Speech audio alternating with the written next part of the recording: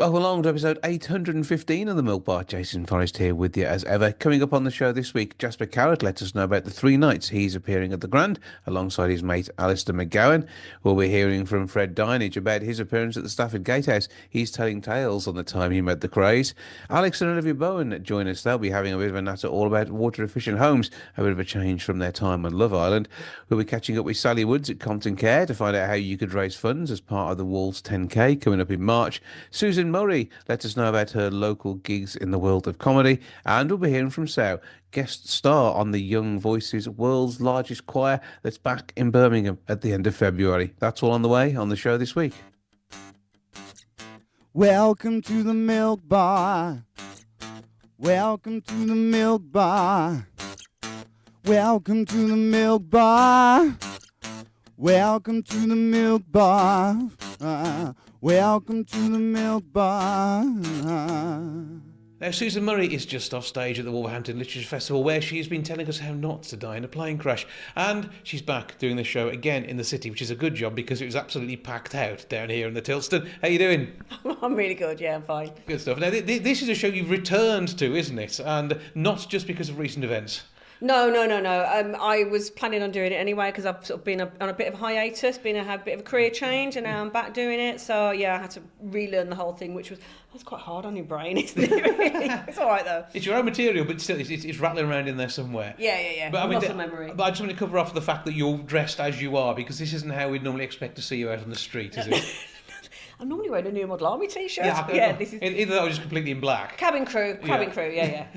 And in the show itself, I mean, it looks at the lighter side of the loss of aircraft, and does actually, I think, from the reviews I've seen, give people genuine tips they're happy with. It is genuine tips because I've watched a lot of air crash investigation. You're addicted. And I am completely addicted, and it's like I'm not taking the mickey out of anyone that's died, of anyone that's got loved ones, because I realise that's just I'm not a sociopath. I realise that's a horrendous thing, and it's actually really difficult to write jokes around, because you write them around the plane crashes and you find the humour in that, which is quite skillful, really, even though I say so myself.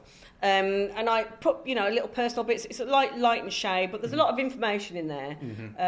So yeah, I've decided I could definitely put a plane back together. Yeah, as long as you can reassemble it like a giant jigsaw, that would be fantastic. Yeah, so I did airfix as a kid. It can't be that hard. No, I mean, I always used to melt the pilot with the glue, though. I know I did that. So it was always like just covered in glue face, wasn't it? Yeah, don't go there.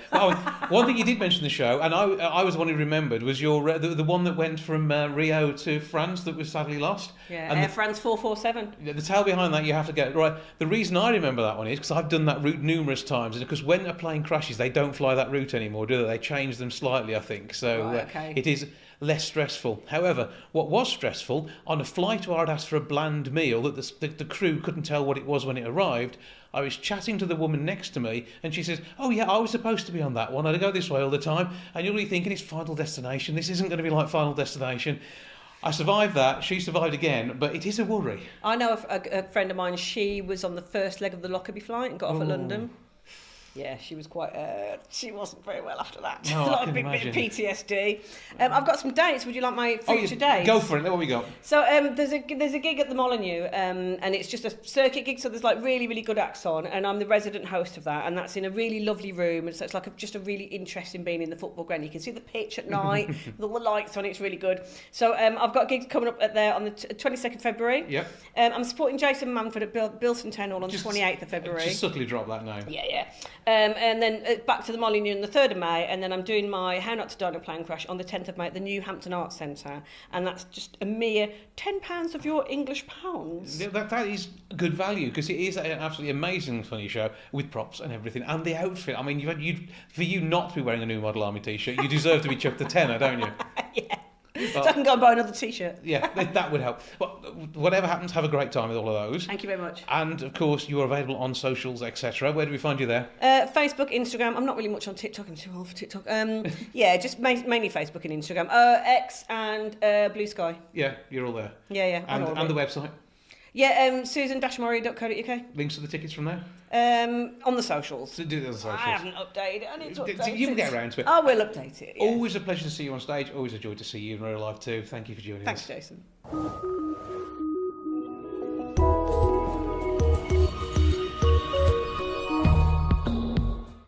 Now, time is running out if you want one of the spaces reserved for Compton Care fundraisers in the Wolverhampton 10K. That all happens in March. Sally Woods is here to tell us how soon you have to be in for this. How you doing? Hello, hi Jason. Thank you for having us on. Well, it's always good to talk to you. I enjoy doing interviews with people I class as friends, and you're one of those. So tell us about what's happening here, because this is a chance to raise funds for Compton Care. It is, yes. So this is another year of us being the charity partner for the Wolverhampton 10K, which takes place on March the 23rd. And it starts and finishes at the lovely Molyneux. So it's as a 10K run. Can't say much more than that. It is one which is an appropriate challenge, isn't it, for runners? It's not really scary. It's not all uphill, but it is one which is a nice 10K challenge. It's a very nice 10K challenge. It's a good route that goes right across the city. So lots of different aspects in terms of running, and not too much of a challenge. So if you're a park runner, it's something that you could potentially step up to. And if you're already running 10Ks, it's a really great atmosphere, an event to be part of. So why not do that with a bit of sponsorship for Compton Care? The event itself is Sunday, the 23rd of March. If you're free, then set yourself up for this one. Get in touch. Now, because you're partner, you get a number of places where you don't have to charge a fee to the runners, but it's only limited spaces, isn't it? That's right. So we do have a limited number of places where there is no charge for the cost of the place, but we do ask those people to raise about £150 for Compton, and then all of that sponsorship goes towards our services for our patients and families. Absolutely. And an event like this is yet another important way of getting funds in for Compton Care. I mean, the amount it costs to produce the services which are essential to our community is significant, but it's there because we all care about Compton. Indeed. So our costs are currently £14.5 million every year. And as a community, we have to raise about 60% of that. So we really rely on people taking part in events and doing things for us to help us raise those funds. So this event is a great way for anyone who wants to run, or anyone who has a connection to Compton, to come together to take part in a really fantastic event and do something really, really good that's important to everyone in our city. Absolutely, and with the recent award we've been talking about, through the Daffodil Standards Award, that just shows the way in which Compton works with so many different parts of the community at different times in everybody's life journey. And as ever with Compton, it's all about living that life as best you can, and whether that be the outpatient services or the other things that take place in the community, or the way in which the palliative care is available for those who need to be inpatients. There's all sorts of things. There's a way in which Compton touches most families' lives in some way or form. Indeed, there is. And as you say, that the care that we provide takes place either here at Compton Hall or out in the community. Very often can be unseen, but is there in the background so that our patients and their families get all the care, all the support, all the equipment that they need to be able to live really well with their illness and to do the things that they love to do for as long as possible. And we want to be able to continue to provide those services. We've been doing it for over 40 years now, and we want to be here for at least another 40 years. So the support that we have from our communities, from groups, from individuals is absolutely vital to making sure that we are still here. Yeah, if it's needed, it's done, and it helps those make memories, live the best life they can, and of course have the most appropriate way of that life coming to a close as well. And I think that's again another important part of it. And with the bereavement services you offer, it doesn't stop when somebody who's been connected with you passes away. It continues with support for their family. Absolutely. So support is there for the family after their loved one has died. It's there for as long as that family wants it to be. And we support all members of the family, from very small children right the way through, in appropriate ways for that person. all individually tailored to make sure that that person gets the support that they need to be able to come to terms with what's happened. Yes. Absolutely, and say it's part of being part of the Compton Care family, and so many people are. ComptonCare.org.uk/Wolves 10K is where they can go to find out more about this event. But of course, there's all sorts of events as well. It's worth checking the website to see what's happening, isn't it? Yeah, have a look on our website. We've got lots of events lined up this year that we've organised or that we have places in on behalf of other organisations. Lots of exciting things. We're always interested in people giving us a ring and finding out what's going on. The first port of call would always be the website. Yeah. And when do people have to get their applications in for if they want to join the Wolves 10K? So Wolves 10K, the applications will close at the beginning of March. But as we mentioned earlier, we do have a very limited number of these free places. So if you are thinking about perhaps entering the event, please take that massive leap and jump onto our website and sign up. Get in there ASAP, comptoncare.org.uk/Wolves 10K to be part of the Wolverhampton 10K taking place on the 23rd of March and raising those funds. Say 150 quid. Hopefully that will be easy to get a sponsorship for, and then the rest, which will of course then continue to make the amazing work that Compton Care do happen. Sally, always good to catch up with you. I look forward to seeing you soon, and we know that there's going to be a load of people who are ready to run 10K for Compton. Thanks, Jason. Thanks for your time.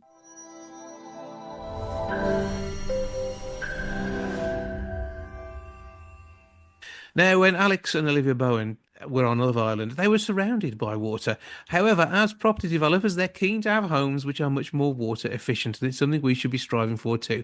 They join me now to tell me about a new report from Affinity Water. How are we doing? Hello, Very well, how are thank you. you? Oh, good here. Right, okay. So, when you're chilling out on an island and you've got drought-resistant plants all around you, the last thing you're going to be thinking about is an aerator on your tap. But this is one of the ways we can start to reduce our water consumption and make sure that we're thinking of the planet and the future when it comes to updating our homes. So yeah, we started working with Affinity Water last year, but we've actually been supplied by them in our homes for years, and it was just really interesting. We started by looking at the look and listen test, which I'm sure Alex will tell you about in a sec, but we're now sort of talking about the fact that water demand could exceed supply by 2036. And I don't think many people realise how much of an issue this actually is at this current time. And there's just plenty of things that we can all do quite easily around our homes. Affinity Water are making it very easy. They've got a guidebook on their website, which includes lots of innovative tips. There's lots of things that they suggest that are really practical, that can really help you save your water and save our water in the UK.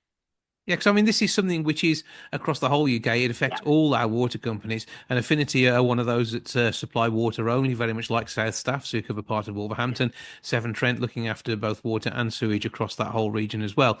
But it is something we all need to think about. And when we'll be holidaying in an Affinity Water area most likely, and we might find something a bit strange when we come to turn on the tap, or when we're maybe looking at rainwater harvesting, which could be taking place around properties. And as property developers yourselves, these are the sort of things that you're thinking about to future-proof the homes that you're working with. Yeah, I mean, to be honest, like when a lot of people are in their properties, it's like, especially when we had our first property as well, we was hearing like water running, and we just kind of like neglected it and didn't really listen to it. And that's just going to be like, that cost us like quite a lot of money. Then like Affinity Water pushed out the look and listen test, and basically it's just like making people more aware of like listening out for noises, just checking like toilets if they're leaking and stuff, and people just like listen to it and just think, oh, I'll just forget about it completely, not realizing that it can actually save you a lot of money. So it really does add up. And I think like you said, we've got a couple of properties in Wolverhampton, so we will be looking at adding bits there, and they're actually releasing their first ever smart meter for water. So we'll be doing that down here. And like you said, the rainwater is a really good idea to water your plants. There's just little bits and bobs that you can do that are quite easy that we just want to make sure people know about. Yeah, explain the tap aerator and what this does. So this basically, I only learned about this the other day, and we had one. Is it Fizzy Council Pop? Is that what we're saying? We're not, are we? Fizzy Council Pop. We've got one and we love it. It basically aerates your water, so it changes the water flow while maintaining the pressure. It all sounds very fancy, but it's quite a good thing, and it does make a difference. But again, these are options that you can have. But I think easier options are the rainwater, are the smart meter, are the look and listen test. If you don't want to like outsource that cost straight away, you can look at doing things just in your home as you are. Yeah, because I mean, limiting that water flow when you're washing your hands, it makes a difference because you'll use as much water as you need if there's an airflow through it as well. When you fill in the kettle, it means you may spend 30 seconds longer filling the kettle, but actually, overall, it will save you money because if you're on a water meter, which I think we all really ought to be now, so we are responsible for the amount of water that we're using, and the smart meters that you're talking about there allow us to understand how we use our gas and electric when it comes to a smart meter. Why not do that with water too? Well, exactly. I'm glad you agree. Probably everyone did. I think people will. I think, like we were discussing this morning, I think until it's a problem right in front of your eyes on the news and everything, people don't really take it seriously. But we're hoping just from, having these conversations. You just got to get it out there as much as you can, really, just to kind of like nip it in the bud, like as soon as you can, really. So. Yeah, but when you flush your toilet, the amount of water you use there, modern toilets are so much more efficient. I assume that when you're buying a home, that's probably one of the things you look at. An older toilet will be using significantly more water. If you go back to the 60s, everything was larger on there. The whole tank was bigger, and the way in which you have a partial flush, if it's only, should we say number ones, it makes it much more efficient to do it that way, and and also just making sure there's nothing. Actually, you said with the listen test leaking. I mean, one of my toilets will occasionally it'll just stick slightly, and the cistern's actually letting water to go through. Well, as soon as I hear that noise, I can hear coins trickling down the plug hole. Exactly. Yeah. But no, but that's the thing. Not a lot of people do. People will just listen to it and just forget about it. Yeah, and some people will just pass it and be like, "Oh, what is that noise?" And then we did it for like quite a while, and then when we got told about it, it was like we're just wasting so much money. Absolutely, even a dripping tap costs you cash. Yeah. Honestly, our lives have changed so much. We was on Love Island, now we're watching our toilet flush. There was some that would make a very clear comparison between the two. I will not go there. However, obviously it is different though, because I mean, when you're on Love Island, when you're on holiday, you do behave differently sometimes, and we need to carry over our good behaviour at home when we do travel too. Yeah, for sure. Like I said, it's just we're not asking for like huge change. We're just asking for these little tips and tricks to be looked at. And like I said, the guidebook is online. You can just have a little scroll of that and pick up little tips and tricks that are easy for you. And what ones work for you. What ones are too difficult at this time. We can all do our bit. Yeah, but when you're looking at your next washing machine, you're looking for the amount of water it's going to use for each cycle. I mean, dishwashing, we know, uses far less water than washing up by hand, yet it's something which still many people don't subscribe to.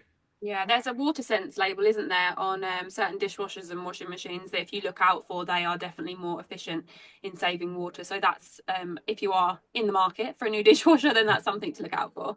Yeah, well, Affinity Water's looking after a swathe of customers across the southern part of the Midlands, across into London, and providing water. And of course, whenever we travel, we enjoy seeing the reservoirs as well, and we like to see them full rather than half empty, don't we? They're not quite as impressive, are they? Half empty. Yeah, not so good. So we're looking for that to work well. So where do we get this guy to help us make sure that we are being the most water efficient we can be? Just go to Infinity Water. Yeah, you can pop onto their website. It is on there. They've also got an Instagram. If you want to head over to the Bowen home, we've also got a few little bits on there with the look and listen test that we did with them. We had a plumber over at ours, didn't we? Yeah, he showed us a lot of information. So. Very nervous. I'm like, oh God. Don't show yourselves up. Yeah. You're like you're being assessed by a plumber. Yeah. No, but it was good. It was a really insightful day. Taught us quite a lot. So of that what is to listen out for. So that's good. So Affinity Water, AFFINITY water.co.uk. I can spell affinity. And you can look for their Save Our Streams feature as well, because that's another big part of it, isn't it? It's making sure that those, the smaller bodies of water which feed into the larger lakes via the rivers are all protected too. So whatever we do with our properties, it all makes a difference to the water plane. All connected. It's all connected. Well, you guys keep up the good work. Remind us of your socials. So we're at the Bowen home, and we've got our personal socials that you can just type our name and you'll find us. you'll turn up there, and no doubt you'll be not letting the tap room when you clean your teeth, all that sort of stuff. In the toilet at night time. Yeah, so you make sure you do it right. Well, Alex and Olivia Bowen, lovely to speak to you both. Thank you for joining us, and keep up the good work. And with the help of Affinity Water, you'll no doubt be listening for those dripping taps whenever. Thank you so much.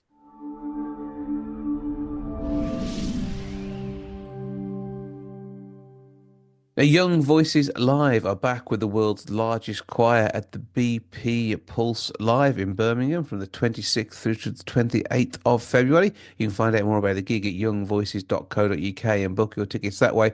But somebody who's alumni of the group and BGT star is Sao, who'll be one of the guest singers on the event. So right now we're doing the Young Voices Tour 2025. Young Voices is an organization where it's the largest children's choir in the world. So it's basically promoting the love of music with children.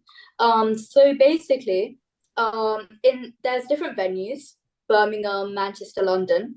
So in those venues, the surrounding schools, the choirs in those schools will come, and and it's just about getting everyone to perform, and it's just an amazing event. And so basically there's some guest artists, and we'll be singing songs with the children, and we'll be performing to their parents in the audience. And it's just an amazing event where everyone gets to share the love of music.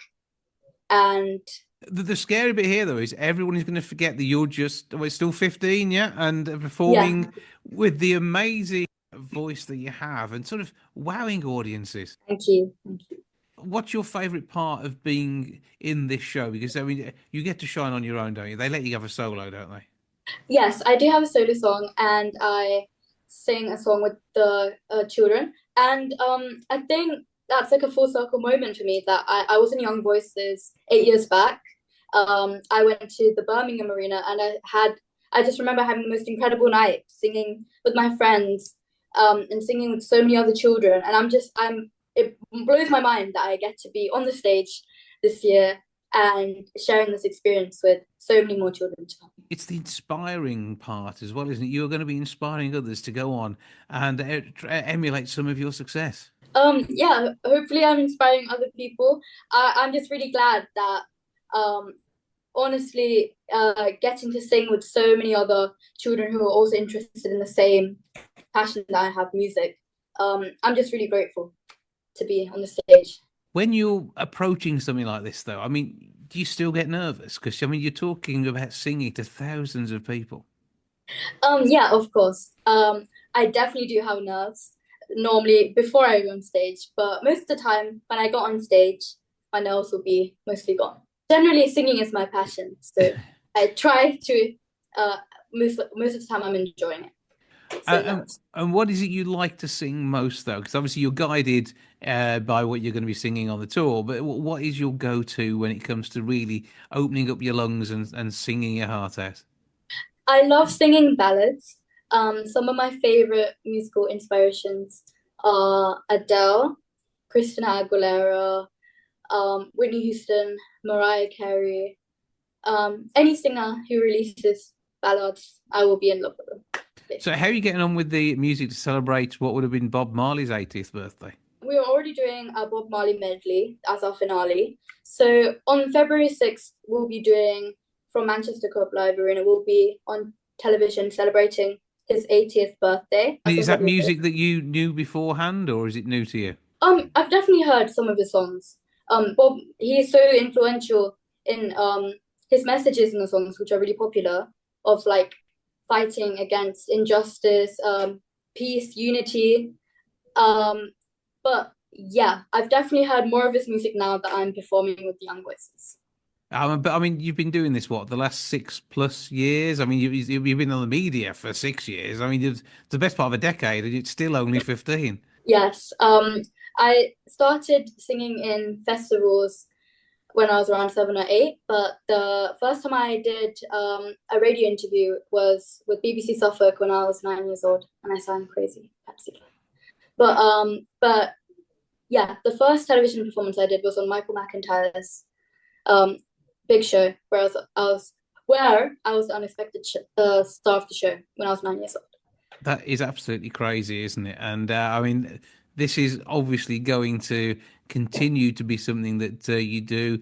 What are the plans as far as releasing music in your own right goes when it comes to, I mean, are you now looking for singer-songwriters to work with, or are you starting to write music yourself? So I definitely want to become a professional singer-songwriter.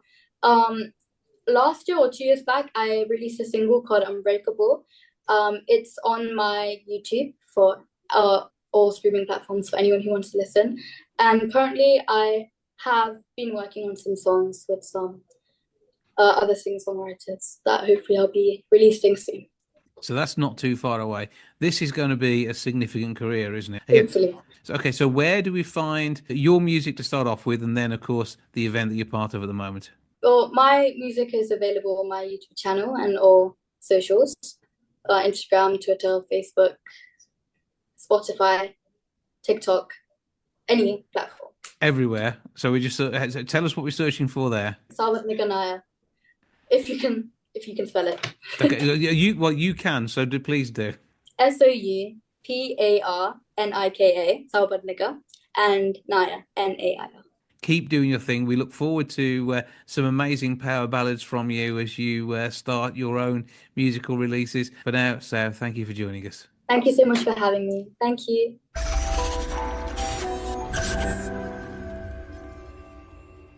Fred Dinenage is going to be at the Stafford Gatehouse on Thursday, the 20th of February. He's on the line now to tell me all about it. Hello, sir. How are you doing?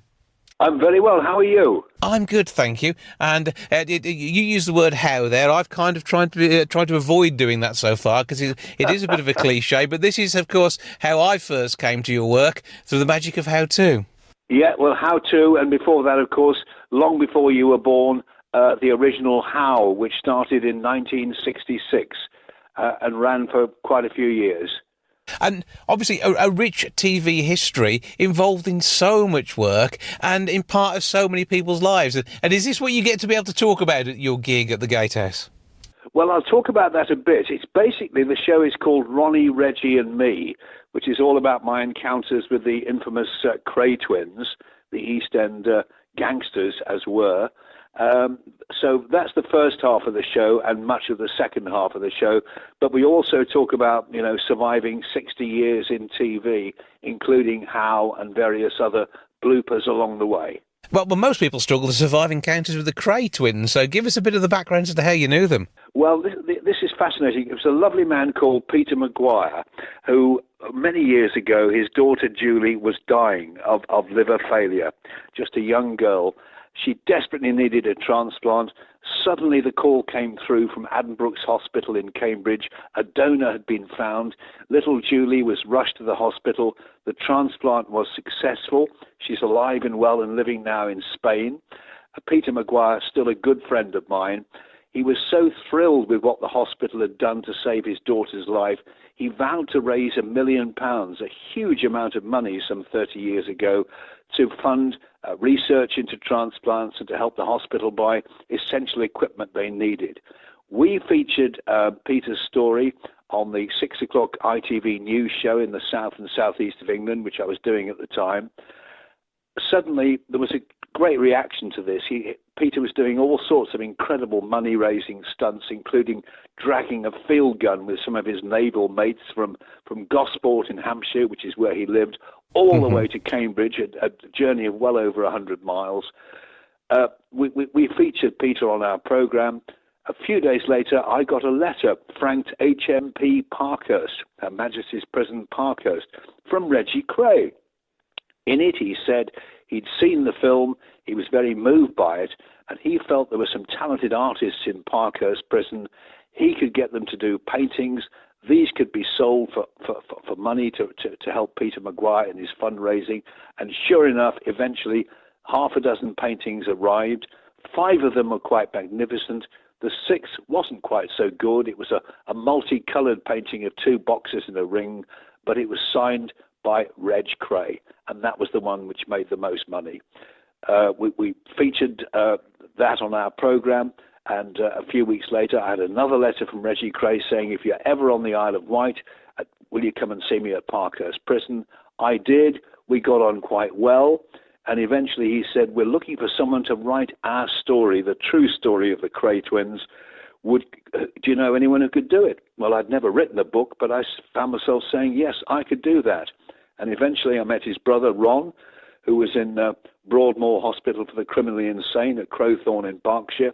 We got on okay, and that's how the book started all those years ago. I mean, you are a journalist at heart, and to tell this story is absolutely huge. And I love the tale of the paintings, and that again, that's just an absolutely wonderful way of actually giving something back. And you wonder whether sometimes these people are, it's sort of inherently evil, or what it is that makes them tick, and the fact that they're normal people, but sometimes it's their job which is the evil part of their world, isn't it?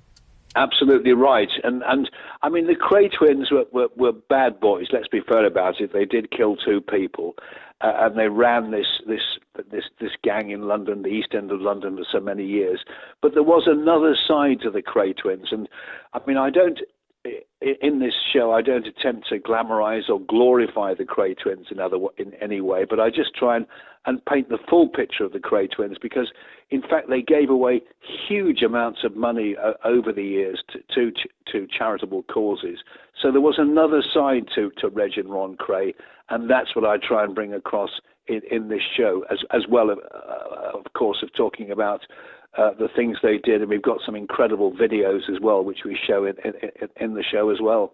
And because they didn't, I suppose, pull any punches about what they had done. There was no secret in many ways, and they almost traded on their behaviour, didn't they, during the height of their powers? Well, they did, and they were very successful club owners as well, and that they appealed to such a wide variety of people. I mean, so many big American stars, whenever they were in London, would come and visit the Kray twins in the East End. All sorts of people, really big names, would see them, from Barbara Windsor on this side of the ocean, of course, but many American stars as well, Charlton Heston, Sonny Liston, the boxer.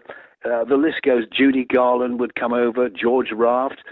All these stars wanted to be seen with the Kray twins. They had a certain kind of mystique about them, which appealed to show business people as well. And of course, in their clubs, they started the careers of people like David Essex. He sang first of all in one of the Kray twins clubs. Peterson Lee.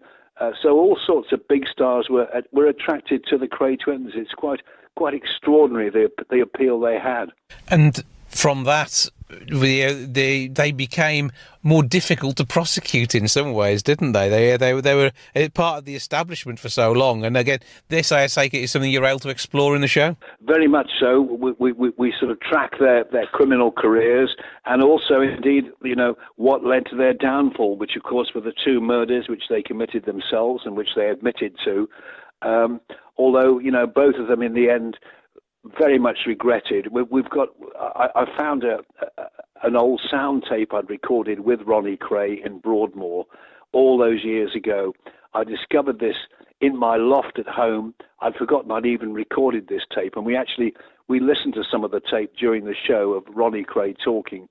And one of the most interesting things is he makes an appeal to young people, saying, "Don't enter a life of crime. Don't end up like me and my brother, because you'll only regret it." And it's quite dramatic. And this is going to be a part of that story, part of you being able to tell this, and allowing the intrigue into who they were, the way they were, and how it came about, and those people that they were sort of often working with, enjoyed spending time with, the celebrities. And you've got Alex Dyke sort of helping you through the evening too, haven't you? Yeah, Alex kind of introduces the whole thing and triggers me off with the various stories and the various videos we've got. And as I say, we also talk about, the days of how and how to, and my a sort of fairly infamous interview I did with Julie Andrews and various other well-known celebrities, some of which turned out well, some of which didn't turn out quite so well. But the whole How story was fascinating. I mean, it all started with a man called Jack Hargreaves, who was a great broadcaster. And way back in 1966, I was only about 21, 22, just a young reporter on the 6 o'clock news show in the south of England. And Jack Hargreaves came up to me one day in the corridor and said, "I've got this idea for a program. I'm going to call it How, and it's going to be how does this work? How does that happen? It'll have 4 presenters," he said. He would do the kind of countryside stuff. Bunty James, who's still alive, would do the more feminine things. John Miller would do the scientific stuff. And he said, I'm looking for a younger presenter. He said, would you like to do it? And I said, yes. And he said, well, we're going to do a dummy program, a trial program, which we did. I was terrible. I got everything absolutely wrong. Things were getting spilt. Something caught fire. The camera crew thought it was funny, but I nearly died. I thought, well, that's the end of that for me. A few weeks later, Jack Hargreaves stopped me again and said, hey, 8 of these How programs have been commissioned by the network. Would you like to be on them? And I said, yes, I would, Jack. I said, Jack, I'm really going to concentrate really hard. I'm going to get everything right. I'll get all my facts and figures right, and I'll be really serious. And he said, Fred, you've got the wrong idea, son. He said, you've been hired to be the Pratt. And I've been a Pratt ever since. Well, whilst as a top quality journalist, entertaining on TV, however we see that, you've done a great job of educating and entertaining through the years, and also informing too, which I think is another vitally important part of your career. You'll continue to do that with Ronnie, Reggie and me. The story, as told by Fred Dinenage at the Stafford Gatehouse. As we say, it is the 20th of February. 01785 619080 is the box office number. gatehousetheatre.co.uk to hear the full story and much more. Fred, a joy to speak to you. Keep up the good work and have a great time out on the road. It's smashing to talk to you. Thank you very much for the time and the interest. And that, as the old presenter used to say, is how for now.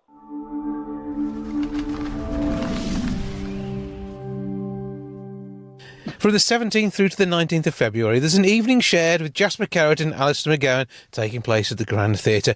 3 nights of comedy, madness, mayhem and wonder.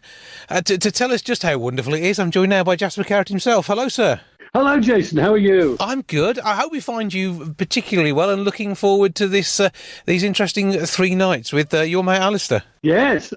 I've worked with Alistair for many times over many years.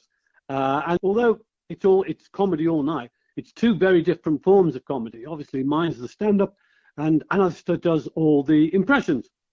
And it's a great combination. I know the first 2 nights have sold out, I believe, but there are some tickets available for the 3rd night. Yeah, I know the Monday and Tuesday are showing as limited availability. I think you can hear but not see in a few places. Check out if you want to go on those 2 nights in particular. But yeah, the Wednesday night is looking good. And I mean, I have to admit, I did nip onto the Wikipedia page just to check a couple of things, and I didn't believe that you were 79 for starters. How did that happen? Did that sneak up on you? I've been dreading the big 8-0, which is March the 14th. So before I get to Wolverhampton, I won't be 80, which is very important. It's crazy, though. I mean, I still think of you as when I went to see you up in Liverpool about nearly 40 years ago, not being very old at all. Well, 40 years ago, I was -3. It's age is a funny thing, you know. You never, ever think that you're old. You are, but you never think it. You know, I'm still 27. And I just keep going because I enjoy working so much. I'm very fortunate. I have had a very successful career. I don't need the money, but I do need the adrenaline. And that's what you get at Wolverhampton in spades, believe you me. It's what you deliver, though, with your comedy style and the quality of performances. I say, having seen you live and having watched you on TV numerous times throughout my life and the amazing shows that you've been part of there, we know we're guaranteed a good night. Well, that's very kind of you to say so. I mean, I still give every ounce for every show is very important. People have paid a lot of money to see you, you know, and you can't just go out there and hope the evening goes well. You've got to go out and make sure the evening goes well. And obviously, I start touring next Monday. So there's new material going in, but there's some old favourites that people have forgotten. And it's wonderful because my audience is very, let's say, mature. And it's terrific because it's like meeting old friends. And I would get 100% standing ovation every night if 100% of my audience could stand. But we need them to bring their grandkids with them, though, don't we? Well, I don't know about that. I mean, what I have to choose theatres carefully because the Grand at Wolverhampton has sort of back balcony, and my punters, don't normally buy back balcony tickets because they can't get up there, and if they could get up there, they can't hear, and if they can get up there and hear, they can't see, and then at the end of the show, you've got to get them back down again. So theaters with big back balconies are always difficult to sell. But I can assure you there's a lift and a fantastic sound system. So everybody will be having a great night. It's guaranteed. Oh, you are kind. I mean, obviously, as I say, the first 2 nights are sold out. And the third one is that, there's a few, it's the back balcony again. Oh, it's the bane of my life. But it's just really, looking back on my career, people come up to me a lot and say, "Oh, I love that bit you did, and I love and I used to be there with my parents when you were doing stand up and all the business." And it's wonderful being part of people's lives, and it's a very privileged position. It really is. And when I go out there, I have the time of my life, and I hope the audience do too. Yeah, well, I mean, talking today in the office, and I said, "Oh, yeah, I'm due to be talking to Jasper later on." And one 20-odd-year-old said, "No, I've no idea who that is." And then we got round to Funky Moped, and they suddenly, "My granddad's played me that." So obviously, it's still in living memory. But I mean, you were from a lot of your career whereby you were releasing albums with stuff on it. It wasn't downloads. No, you see, you can't buy a comedy album these days because albums don't exist. I mean, I sold millions, literally millions of LPs and singles, but of course you can't buy a comedy album now, which is, because you can't get comedy on Chick-Face Talk or whatever they call it. So the comedy album has died a death. You can get cassettes. If you're under 50 and you want to know what a cassette is, gosh, it's a different world out there, Jason. It really is, It is. However, Wolverhampton, I've always had a real soft spot for Wolverhampton because in the early days when I was doing folk clubs, there used to be about 4 or 5 folk clubs. One at Codsall, one at Tetton Hall. All over the place, and I spend half my life in the Black Country working folk clubs, and of course the great thing about the Black Country is they have a wonderful sense of humour. They really do, which is a bit different from the rest of the country, and you just have to accept my word for it. But I grew up and learnt my trade mainly in the Black Country. I hardly worked Birmingham at all. In the first 5 years of my career, I worked Birmingham maybe 4 or 5 times, but the Black Country, I was forever up there. And so I have a great deal of affection for the people in all, not just Wolverhampton, but Tipton. Dudley's a great place. The Dudley Town Hall. It's all great stuff and great audiences to play comedy to.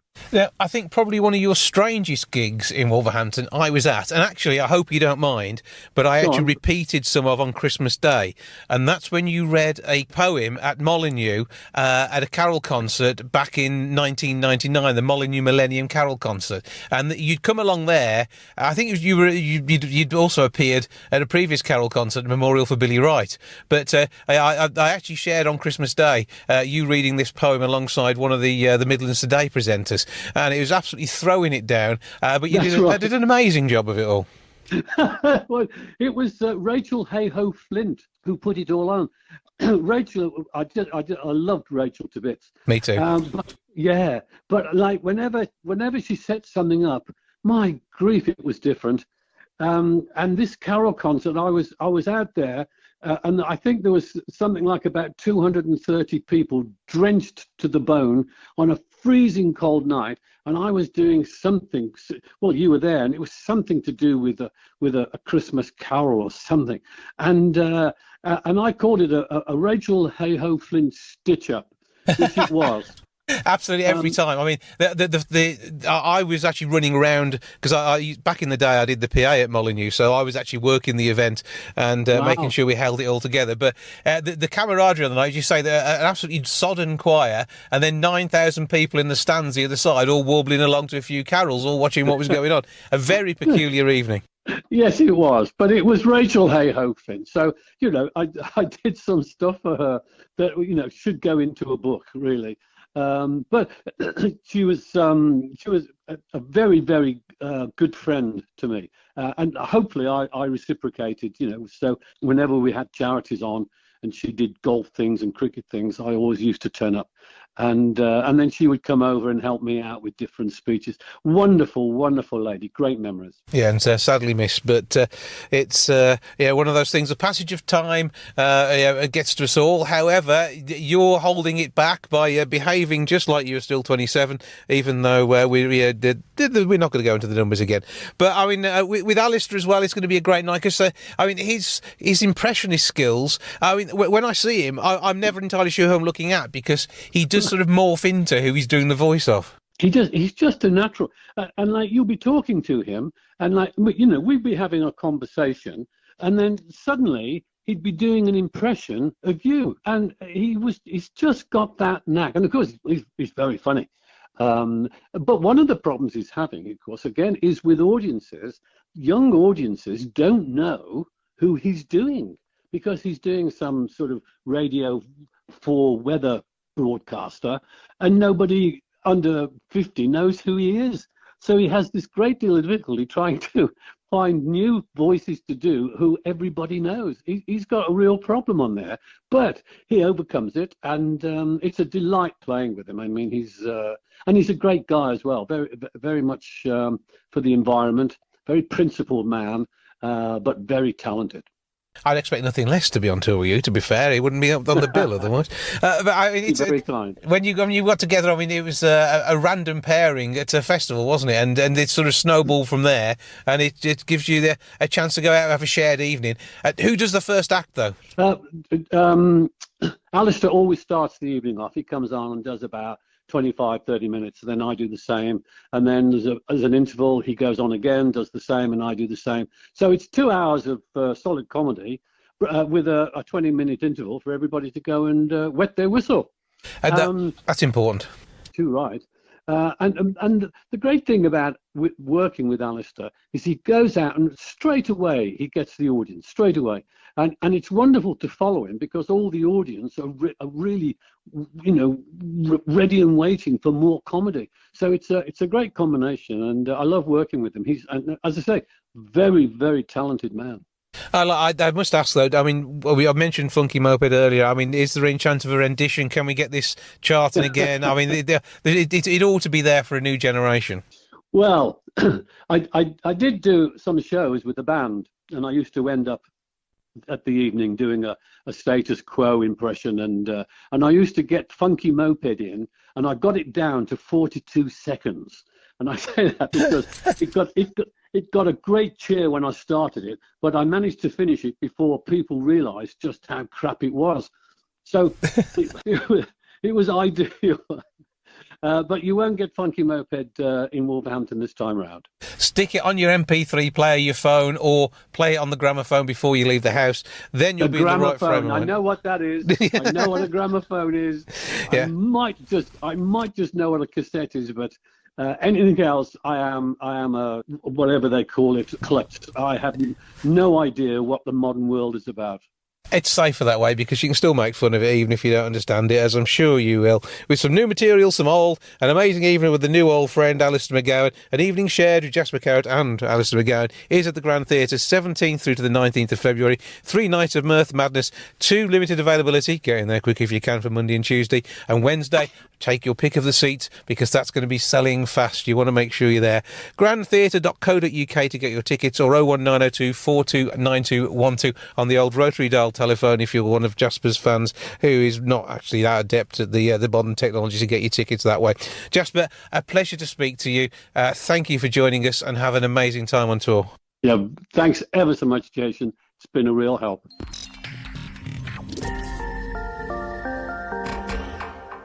That's a lot for this week. Thank you so much for joining me. Back with episode 816 next week. Hope to have you along then. See you soon. Ta-ra for now. Goodbye from the milk bar. Goodbye from the milk bar. Goodbye from the milk bar. Goodbye from the milk bar. Yeah. Goodbye from the milk bar. Yeah.